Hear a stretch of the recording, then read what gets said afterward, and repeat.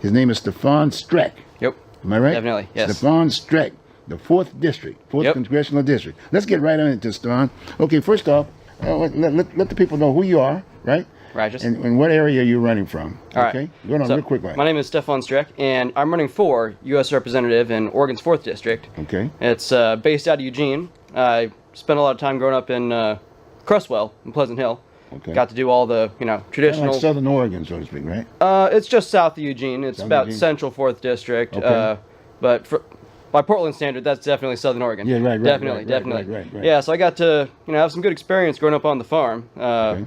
My sisters had horses, so I had to do a lot of the work to take care of the horses. Okay. Fixing fences, mowing fields with the diesel tractor. And it was a good experience, really. Mm-hmm. It's, something that really helps me appreciate family farms and the importance of independent family-run business. So I'm based out of Eugene at the moment, and they keep telling me, how can you be running out of Eugene as a Republican? They got you surrounded. Okay. But I say, no, we got them surrounded. Okay. You look at the district map, everything outside of Eugene is red. Okay. Yeah, so we're in a good position to take this race. Is that right? So definitely. what do you think are some of the major issues that you're running in that area? All right, number one is guns. I'm working to, yes, I love guns. I've always loved guns. Okay. That was, something very important to me, always. I love Clint Eastwood, all that. And so right now, we've got a really vicious set of attacks on our Second Amendment rights coming out of Los Angeles and New York, a lot of dirty money that's funding these anti-gun legislative bills. So my agenda, if elected, first thing in Congress, I want to put forth legislation that puts criminal penalties against anyone that is passing or enforcing anti-gun legislation.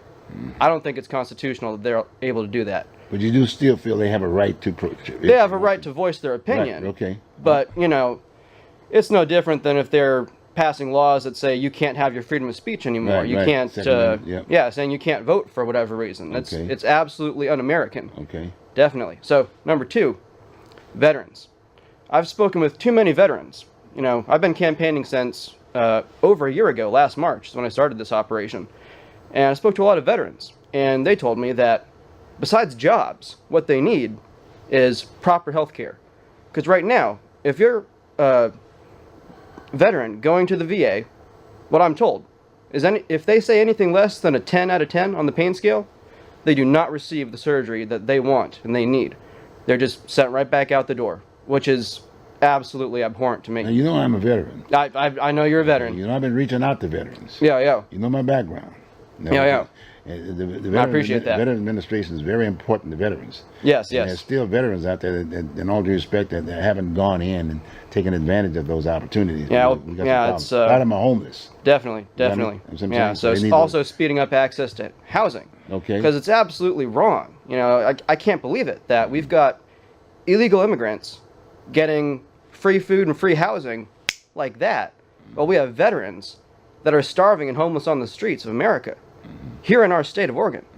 It's, I would not have thought that this is the America I'd be facing today. Okay, so when I was growing up. How do we address those issues in your district, the district that you're running out of? Well, first how do we off, address the issues of homelessness, for instance? Yeah, well, first off, actually getting some accountability with the VA's office. Because right now, Peter DeFazio has had 30 years in office to address these issues. He's only just begun to start looking into it, and he's on his way out of office anyways. He's ready to retire. In his 30 years in office, he's sponsored 488 bills. Only 9 of those were ever passed into law, and only 1 was within the past 10 years. That's lazy, in my opinion. We need someone who works hard for real working-class Americans. Okay. On top of that, he's co-sponsored an additional almost 7,000 bills. And this is why we can't get any real work done in Congress, because they come back from vacation and they've got miles and miles of this garbage legislation, which is just financed by special interests. We shouldn't have these congressional representatives that are willing to sign off on any bill that they're handed some money for under the table.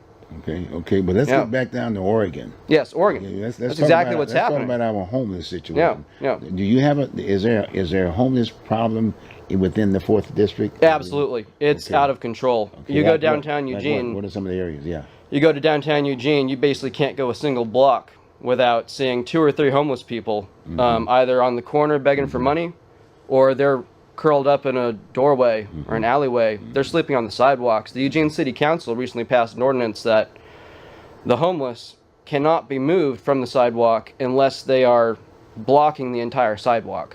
And it's out of control. So how does the Stefan address this issue? How will you address the issue of homelessness in your district? Well, jobs. In Congress. Jobs? Jobs, definitely. Like what? What are you going to do? Well, there's a lot of homeless people that have experience in construction, manual labor, real trade skills, Okay. which we don't have enough people to do right now. Okay. What we need is to allow the government to give contracts to non-union workers.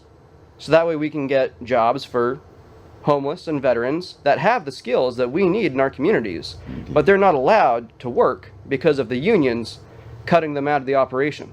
So how do we train those folks if you don't have, normally a lot of times the union, Yep. from the labor force aspect of it, normally they're identified as the training component to a certain degree. Yeah, that's their So how do we- reputation. and then you got the other side. That, I'm just talking about people that have these skills already and they want to work, Okay. but they're, prohibited from working because of the unions having a complete control over who gets to work with the government contracts. I don't think that's right. Nobody should have to pay a union boss okay. to work the job that they've earned their training for and become proficient at. And we're talking about a generation that grew up learning how to do woodworking, welding, mechanical labor, and they're being denied their job opportunities by the unions and by the government that's cooperating with the unions to cut working class Americans out of their jobs. Okay, so Yeah.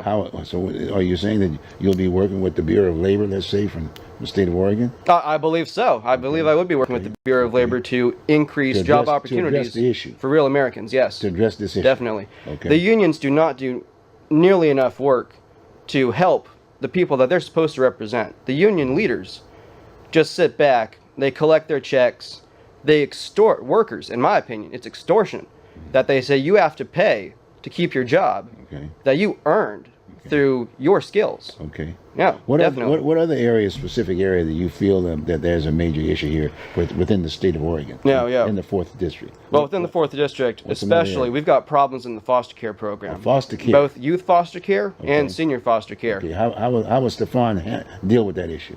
Well, by really addressing the issue and bringing attention to the issue. Once again, DeFazio's had 30 years in office, and he's only just begun to even look into these things.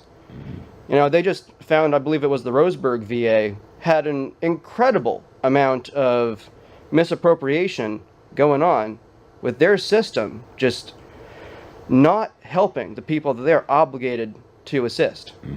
And that's inexcusable. We need actual real accountability in government and for government workers. They shouldn't just be taking any excuse for a vacation and turning down the requests of people who need help. Yeah. For example, there's a young woman I know who this past year, she was aging out of the foster care system, Okay. had some surgeries, basically wisdom teeth, broke her ankle, and then had tonsils out.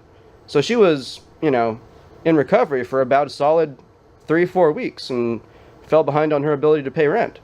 So her social worker was supposed to help out with that to get the state to cover that bill. We're talking about $600, not that much money. Okay. I'm sure the social worker earned more money than that by sitting around not doing her job. Okay. So comes around, rent's a week late, so I have to call her up and say, hey, what's going on? Why hasn't this been taken care of?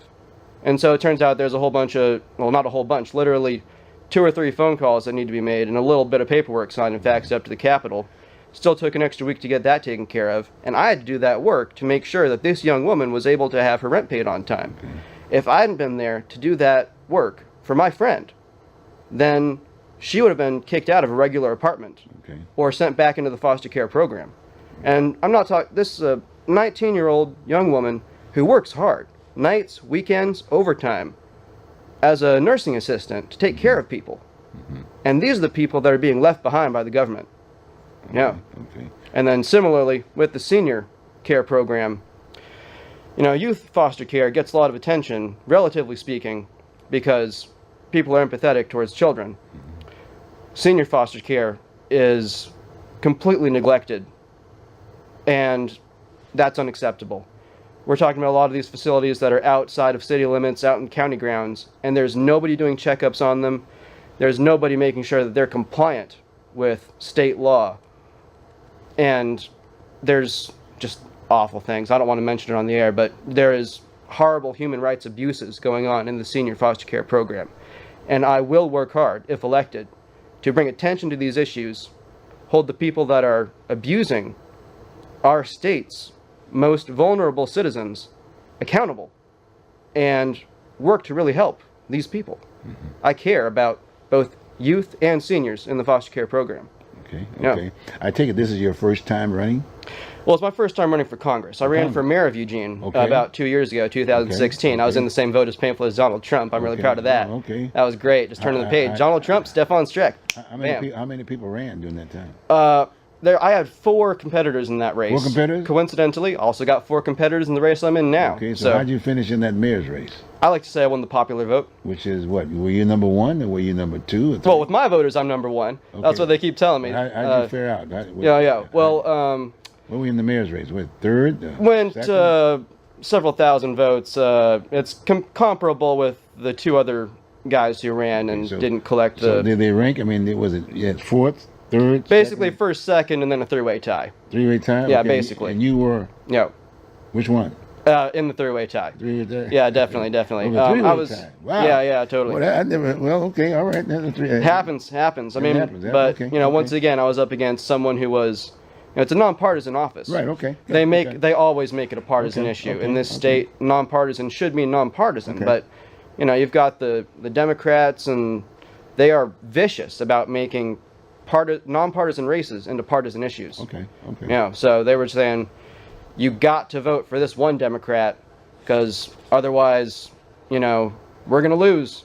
Okay. They use scare tactics to get people to vote instead of really educating the populace. Stefan, you're going to be great. You got a lot of energy. I can tell that. Thank you. You got a lot of enthusiasm. Yeah. You just got to stay focused, right? Yeah, staying focused. And also staying focused on taxes. I want to get more money in the pockets of working class Americans and working class families. Okay. I want to see an elimination of overtime taxation. If someone works over 40 hours a week, they should keep every penny of that paycheck past the 40-hour mark. I don't believe that should be taxed. We're talking about families, often single-income families. A man working to feed his wife and kids, or it's a woman working to support the kids. Either way, they're working that extra time because they need that money. Okay.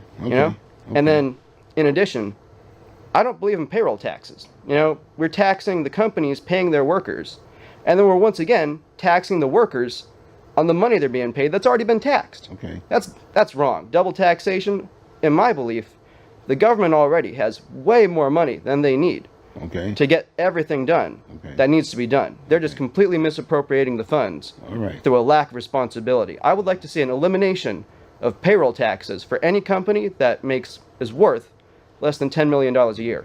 All right then. Yeah. Well, Steph, you're looking good. I mean, like I said, you got quite a bit of energy there, and that's the 4th district, right? 4th district. How do they contact you? Tell the folks out there. How do they contact you? There's a website, www.votestrek.com. That's STREK, like Star Trek with an S. Okay. There's also the Twitter, @RealStefanStrek, STEFANSTREK. And then we got the Facebook page, facebook.com/votestrek. There you have it. There is Stefan. Okay. Yep. Good luck to you, buddy. Thank you, Bruce. All right. Sounds great. Okay, fine. What we'll do, we'll take just a little short break, and then we'll get to our next guest. Thanks, Stefan. Yep, good one job. day at a time. Thank you. Right. Good job. Yeah, and good luck to you, Bruce. All right, good luck to you. Okay, definitely. buddy. Sounds great. Yep. Okay.